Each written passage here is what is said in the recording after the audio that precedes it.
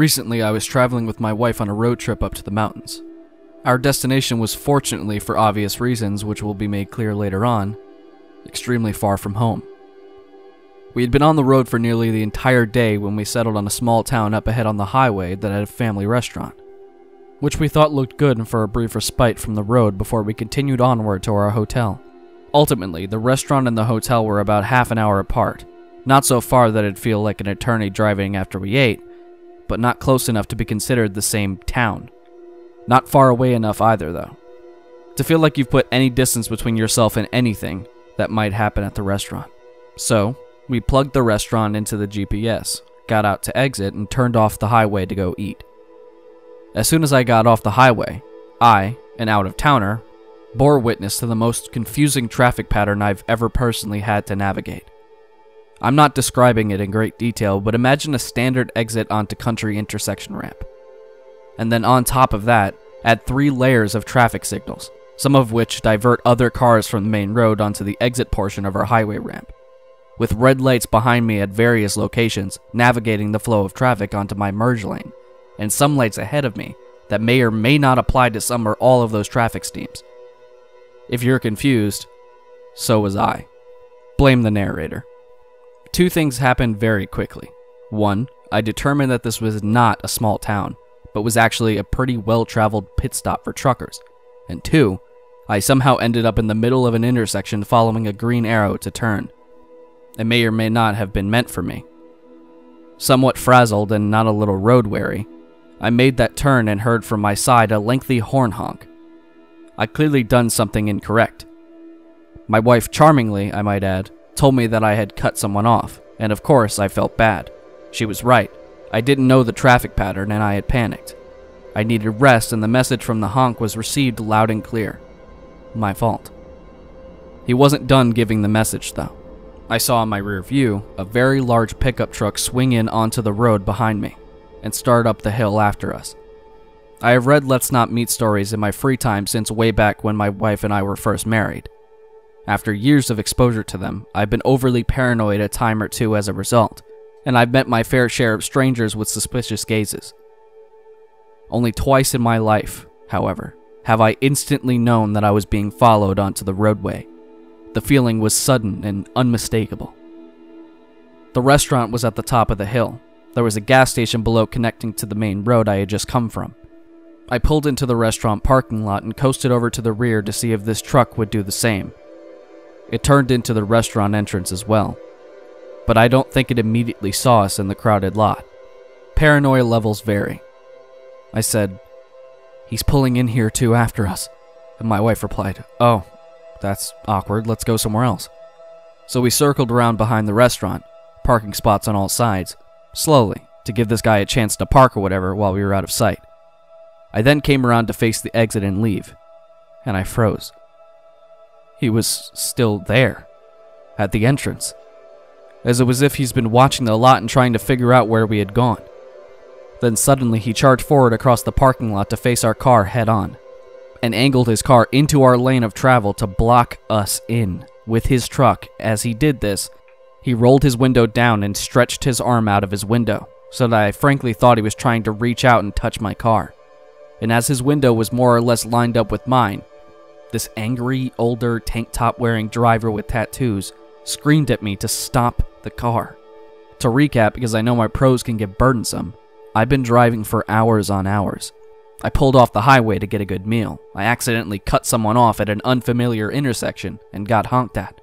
And the driver was apparently so enraged by this that he followed me to where I was going, lost me, found me again, blocked me in, and commanded me to stop driving, because that's what he wanted. So now I've got this demon truck in front of me, and I bellowed "no!" and did the best maneuver I could manage. I dodged out around him with probably an inch or two to spare between my car and his, and headed back down the hill to the main road, which of course had a red light and a bunch of cars waiting to turn, so it wasn't a viable getaway. Instead, I turned into the gas station at the bottom of the hill, and he followed me into the gas station. At this point, I had enough. Let's Not Meet 101. Keep your fluids topped off and keep rolling. Let's Not Meet 102. If they insist on following, this car's only destination is the police station. I shot back up the hill to the restaurant and dialed 911. Had a very pleasant convo with the operator and told her I was being followed by a road rager who was trying to get me to exit my vehicle. At this point, I guess the truck driver had given up. The operator talked with me for about a good 30 seconds, but I told her I thought he had stopped following. We left out a different way. Apparently past the restaurant and up the hill, there was a connection back to the main road at another crossing. But we saw him a little ways up the road ahead of us, even after we had gotten away. We doubled back on ourselves at that point just to be sure we avoided him.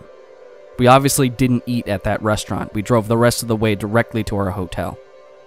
The thing is, at only 30 minutes away, in an unfamiliar area, you never really know if you've gone his way or not, or what his intentions were. Was he hoping to block us into a parking spot after we had gotten out of the car? Was our decision not to park and his subsequent choice to block our lane of travel and confront us from his truck only his plan B? What was he intending to actually do during that confrontation? What plan did he have that he actually managed to hold on to not only at the intersection and while following us, but also after seeing we hadn't parked, after we got away, and all the way to the gas station as well? This past September, I had taken a road trip down to Myrtle Beach with my family. It was myself, my mother, my sister, her husband, and their 2 kids. We had used my car and both my sister and husband's car to transport everything and all of us. We had rented a beach house for a little over a week and had a pretty great time. I was in the middle of a difficult point in my life and struggling with employment and being in between jobs, and having just started 2 new jobs fresh. I was a little low on funds and worried about making my car payments and the like. So I opted to head home 2 days early with my car, so I could try and get more hours at work. My family expressed being nervous as I planned to leave after dinner and drive through the night to get home. I consoled them that I'd be okay to be up all night, and I head straight home and only stop for gas and food if needed. I'm an excellent driver, a tad impatient, so I tend to go until I absolutely had to stop and take a break. However, this would be a 12-hour trip, and I knew I would need breaks. So I made a point to stop at every rest stop to at least get out and stretch so I stayed awake and didn't get too sore. Going through West Virginia, I'm sure you guys know how scheduled their rest stops and visitor centers are and the like, especially when you're heading north from the south, going through the mountains.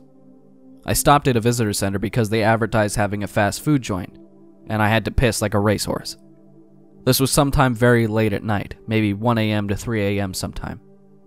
Side note that sent shivers down my spine after what happens. I like to drive barefoot, so I pulled in, noticed the buildings with fast food were closed, so I drove around the lot and parked under a street light in front of the visitor center so I could use the restroom. Leaning out of my car door, I took my time putting my shoes on to walk inside. Having looked around and not seeing anything out of the ordinary, I checked my phone and grabbed my wallet before standing up to walk in, making sure my car horn beeped to signal my doors were locked. Walking towards the center, I saw a man in a white hoodie standing at the edge of the sidewalk leading into the center. I didn't think much of it until I passed him and got an off vibe. I glanced over my shoulder and he was just watching me walk in.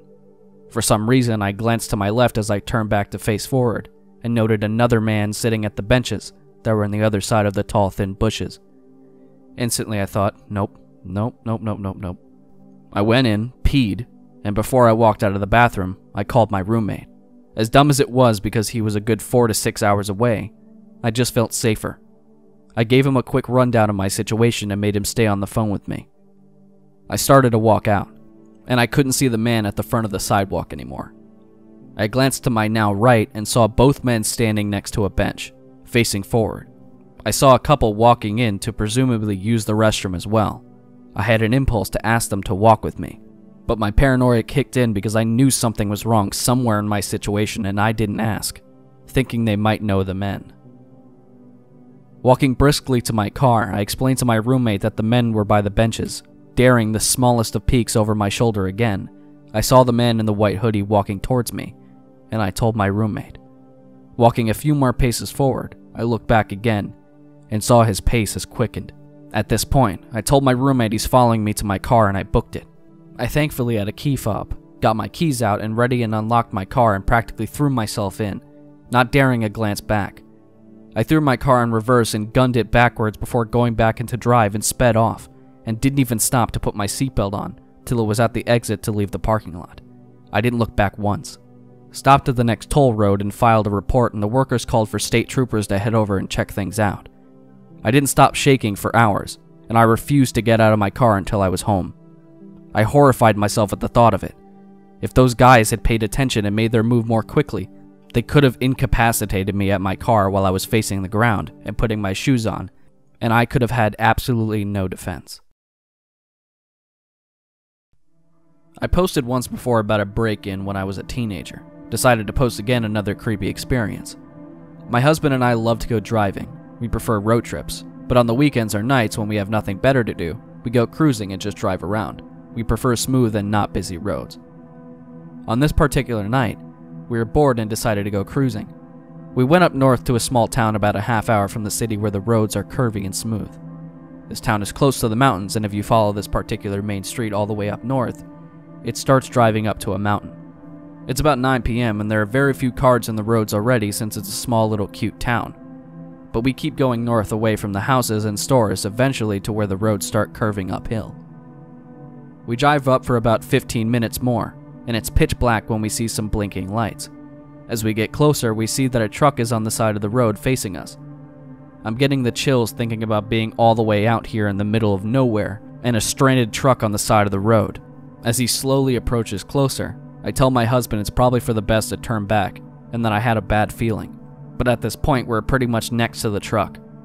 As he pulls up next to the truck, a young blonde guy maybe in his late 20s comes around and gets next to our window. I get such a bad vibe by this, and I tell my husband not to put the windows down. I think he also gets a weird feeling, so he actually listens. He kinda just loudly asks what's wrong, and the guy just says something's wrong with his truck, and he might need a hand. His phone is dead. My husband asks what happened by the guy insists on showing him and to come to take a look. He says it very friendly and even calls him bro, and says he's glad we pulled up.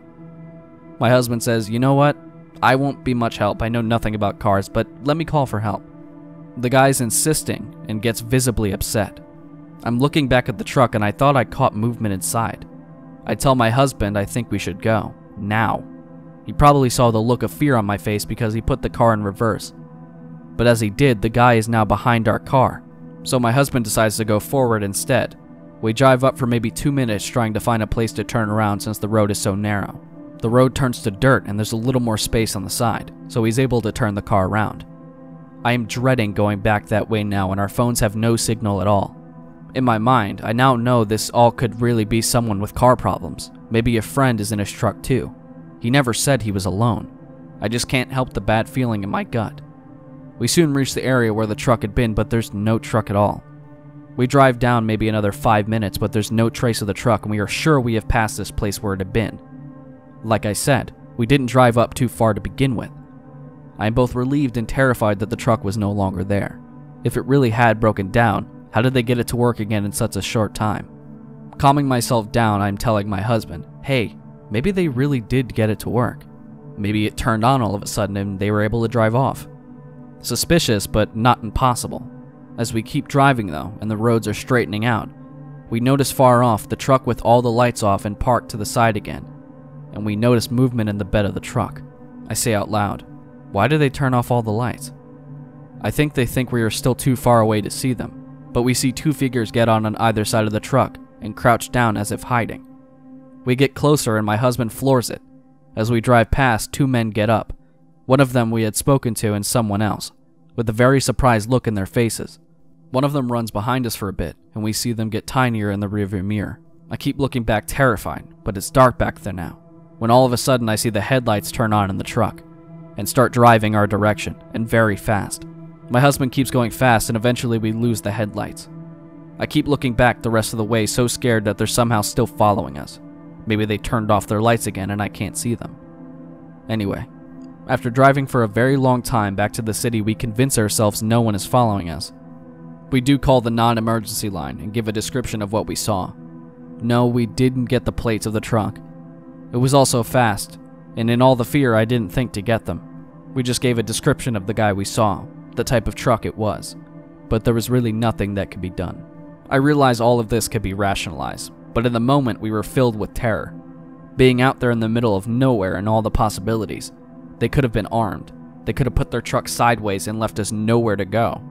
They could have put something on the road to rip up our tires. And even though it could all have some explanation, there's still so many questions. Why couldn't he tell us what was wrong? How did the truck work again so fast? Why did they turn off all of their lights?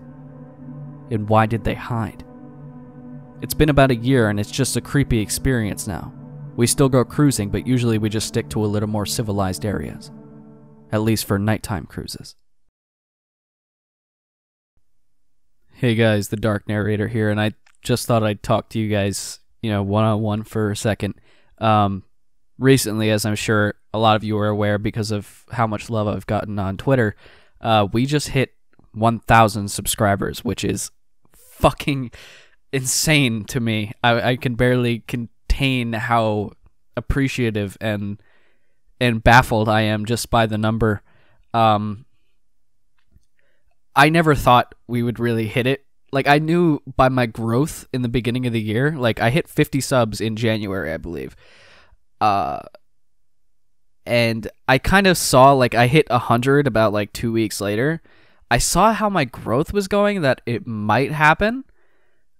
But as it got closer, it kind of became more and more like, I'm just going to hover around, like, 600 or 700 for a while. And it's never really going to come to fruition. And after the Mortis video, which is someone I can attribute to a lot of my sub growth for 2 separate videos, for me being in the contest as an entry, and afterwards, 5 months later, after procrastinating and a bunch of life issues, I finally did the actual follow-up video, which inadvertently gave me 1,000 subscribers. And I just don't, like, the excitement I had, I still have it. It's just, you know how it is. Like, when it's just happening, it's like, holy shit.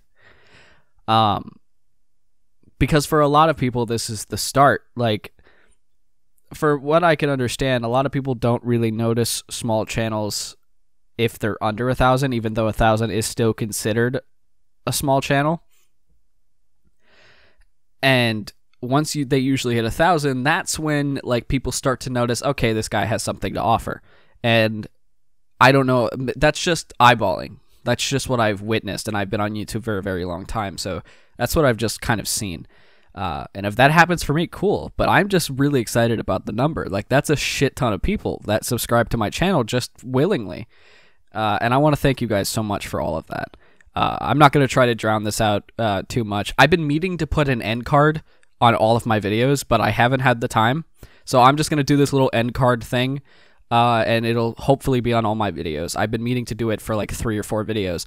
My Patreon link will be down below. You could buy some merch down below in the description. All of the stories that you heard today will be down below, as well as Phlegethon, which is pretty much the only music I use. Go check out Phlegethon's channel. It'll be down in the description as always. Thank you guys so much for watching, and there will be 1,000 sub special, a kind of like 3-parter, but you'll have to follow me on Twitter to go find out what the other 2 are. But the first one that you guys will be able to see, regardless of where you follow me, is the story, the brainchild of me and Rainer Lewington. There's going to be a story. It's going to be great. Hope to see you guys at that thing. I don't know when it's going to come out, but hopefully soon. Anyways, thank you guys so much for watching. And I'm sorry. I'm just very happy. So if I'm stumbling, that's why. Anyways, thank you guys so much for watching, and I'll see you guys next time for another video. See you later.